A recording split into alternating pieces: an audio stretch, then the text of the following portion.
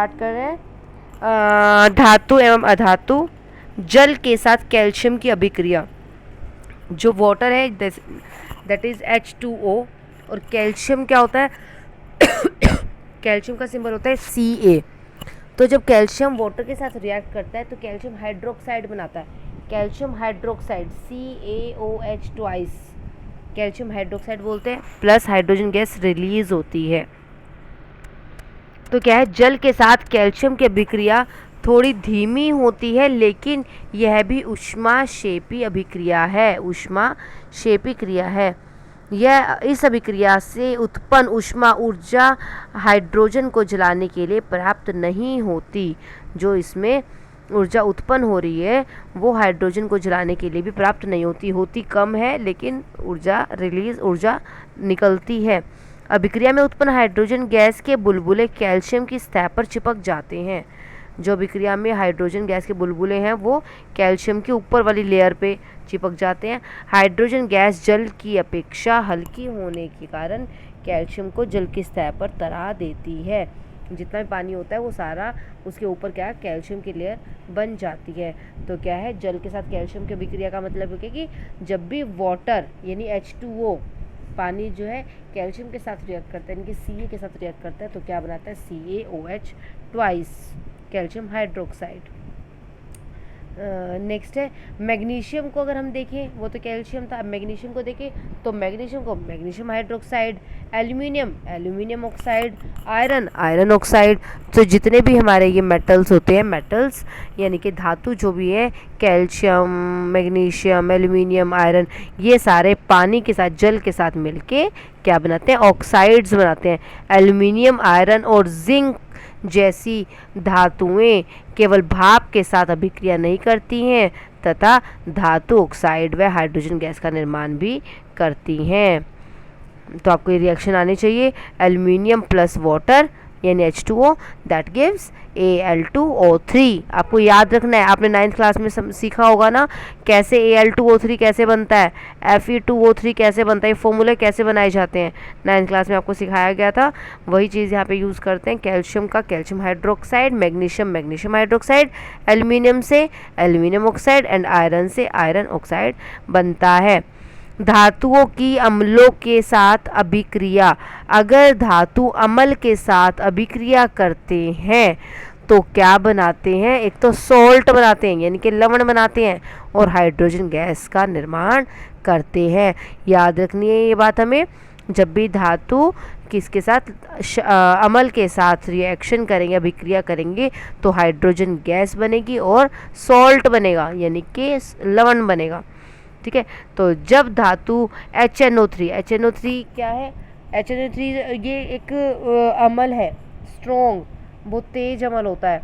तो जब भी धातु HNO3 या H2SO4 या HCl, ये सारे क्या होते हैं, अम्ल होते हैं, स्ट्रॉन्ग, बहुत स्ट्रॉन्ग होते हैं, ये के साथ अभिक्रिया करते हैं तब हाइड्रोजन गैस उत्सर्जित नहीं होती, क्योंकि नाइट्रिक अम्ल एक प्रबल ऑक्सीकारक होता है जो उत्पन्न हाइड्रोजन को ऑक्सीकृत करके अथवा हाइड्रोजन में ऑक्सीजन जोड़कर जल में परिवर्तित कर देता है तथा स्वयं नाइट्रोजन की किसी ऑक्साइड में परिवर्तित हो जाता है। ध्यान समझिए, मैं फिर बता रही हूँ, जब भी कभी हमने कोई भी धातु ली, एल्यूमिनियम है, मैग्नीशियम है, कैल्शियम है, आयरन है, कोई भी धातु हम लेते हैं, इसके साथ क्या करते हैं, एसिड डालते हैं, एसिड यानी कि अम्ल डालते हैं तो हाइड्रोजन गैस उत्सर्जित नहीं होती, हाइड्रोजन गैस नहीं निकलती। क्यों? क्योंकि जो नाइट्रिक अम्ल है वो एक प्रबल ऑक्सीकारक है। प्रबल मतलब एक स्ट्रॉन्ग ऑक्सीडाइजिंग एजेंट है, ऑक्सीकारक है, ऑक्सीडाइज करता है, जो उत्पन्न हाइड्रोजन को ऑक्सीकृत करके क्या कर देता है, वाटर बनाता है। H2 हाइड्रोजन गैस जो रिलीज हो रही है, पीछे अभी हमने पढ़ा है ऑक्सीजन करके।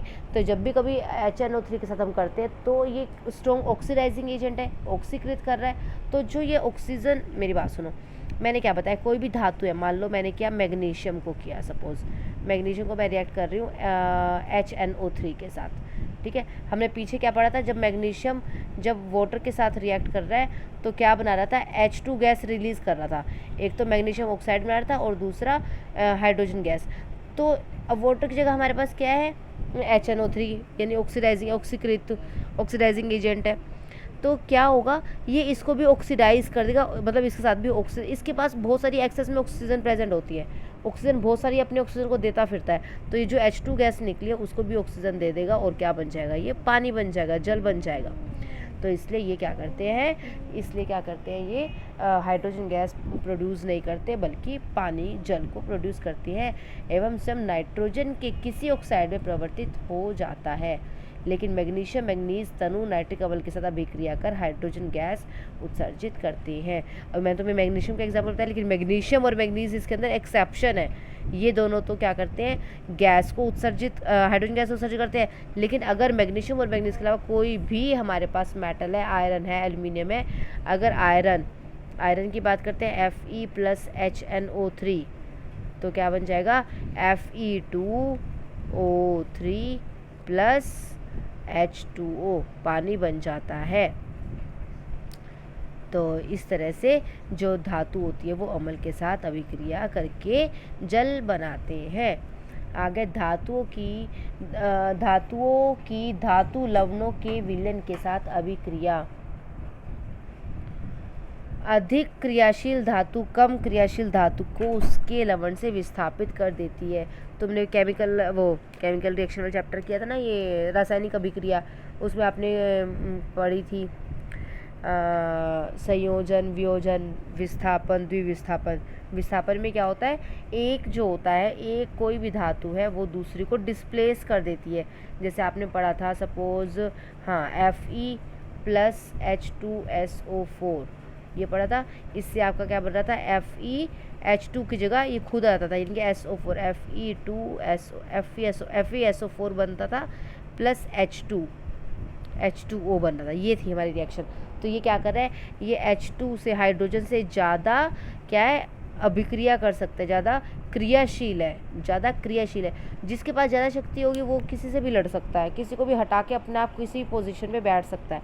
तो ऐसी आयरन के पास ज़्यादा शक्ति होती है, इसलिए वो आयरन को हटा के और कहाँ बैठ जाता है, आयरन वो हाइड्रोजन को हटा के और खुद आके बैठ जाता है। इसका मतलब क्या है कि आयरन जो है वो ज़्यादा क्रियाशील होता है। ठीक है, तो इसको बोलते हैं कि एक तो क्या बना लेता है, एक तो हमारा सॉल्ट बनाता है और दूसरा वाटर बना लेता है। तो देखिए, अधिक क्रियाशील धातु कम क्रियाशील धातु को उसके लवण से विस्थापित कर देती है। अभिक्रिया से स्पष्ट है, धातु A और धातु B की तुलना में अधिक क्रिया, जो A है, देखो A+B का लवण, तो A का लवण बन जाता है और B धातु अलग हो जाती है। ठीक है, तो इसे बोलते हैं हम क्रियाशीलता। नेक्स्ट आते सक्रियता श्रेणी। सक्रियता श्रेणी जो है, सक्रियता श्रेणी वह श्रेणी है जिसमें धातुओं को उनकी क्रियाशीलता के अवरोही क्रम में विस्थापित किया जाता है। मतलब ये क्रियाशीलता है, जैसे जैसे नीचे जाते जाएंगे उसकी जो है ऊपर से नीचे आने पर क्रियाशीलता में कमी है। जो सबसे ऊपर है वो सबसे ज़्यादा क्रियाशील है, जो नीचे आते जा रहे हैं तो क्रियाशीलता क्या है, कम होती जा रही है। ओके, तो देखो ये क्या है, पोटेशियम की सबसे ज़्यादा है, फिर सोडियम की, फिर कैल्शियम, मैग्नीशियम, एल्युमिनियम, जिंक। इसको याद करने का एक तरीका भी है, जैसे पोटेशियम की जगह ना हम क्या बोलते हैं, जस्ट मिनट, सॉरी,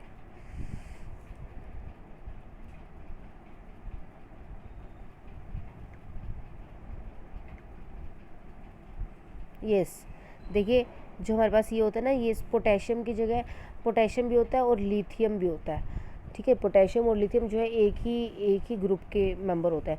तो जो लिथियम है दैट इज़ लीना की रूबीस नहीं काली ना, हाँ सॉरी, ठीक है। देखिए ये जो है आपको याद करनी है रिएक्टिविटी सीरीज़ की, कौन सा ज़्यादा रिएक्टिव है, कौन किसको डिस्प्लेस कर लेगा।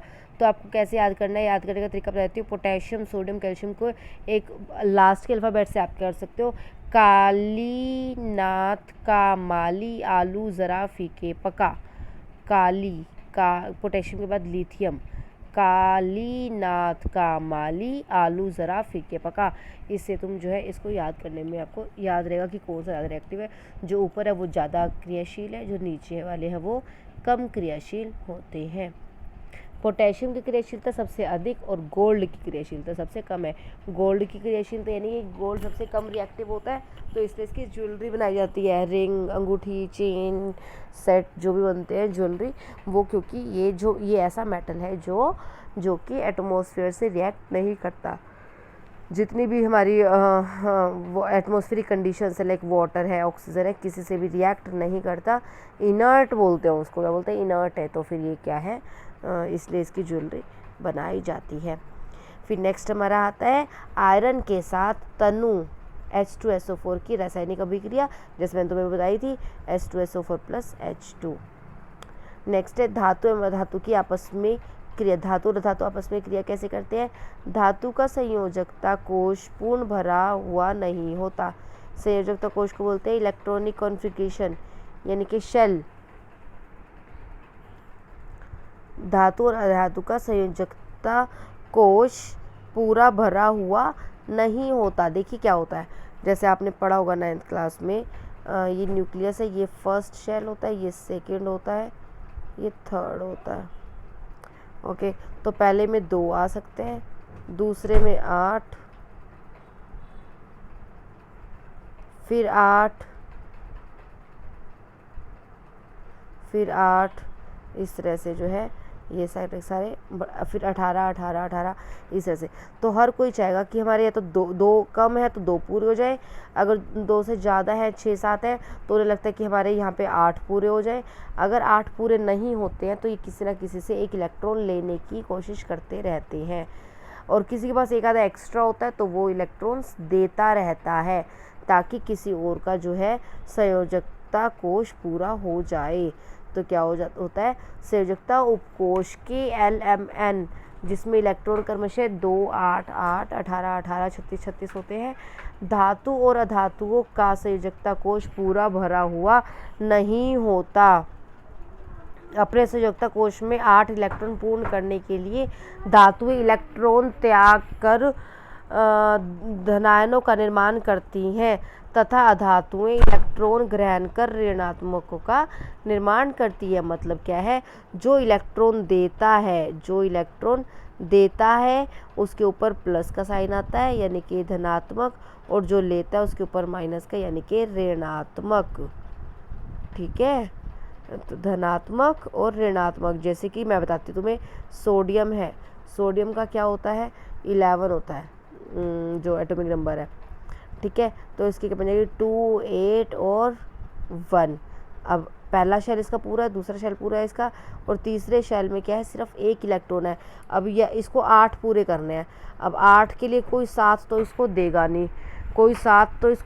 नहीं, और 1 इसके पास एक्स्ट्रा, तो ये एक अपना दे देगा, तो इसके ऊपर इसलिए क्या आ जाएगा, Na पॉजिटिव, प्लस का चार्ज इसके ऊपर आ जाएगा, जिसे बोलते हैं हम कि धनात्मक है।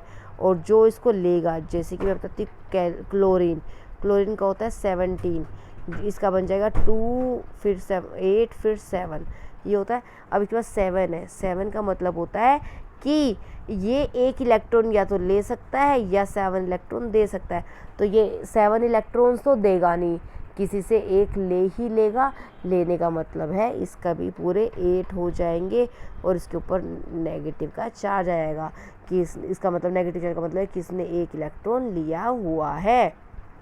ठीक है, तो जो है सोडियम क्लोराइड एक आयनिक यौगिक है, जिसमें सोडियम धातु व क्लोरीन धातु होती है।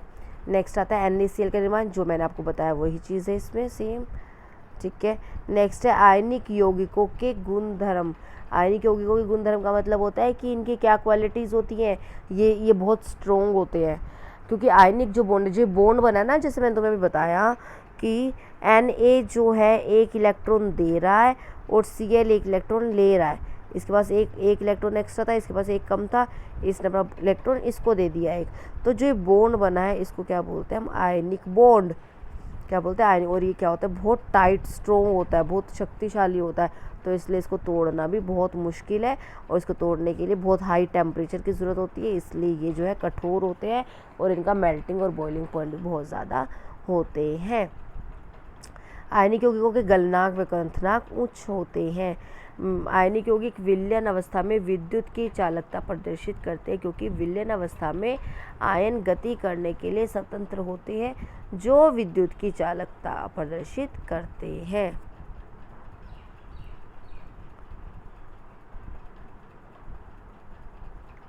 नेक्स्ट है धातुओं को प्राप्त करना।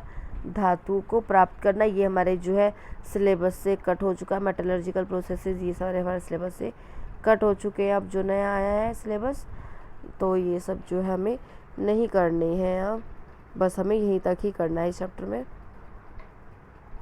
ये चैप्टर हमारा कंप्लीट होता है, आधा एक वीडियो में और आधा एक वीडियो में। Now this is complete.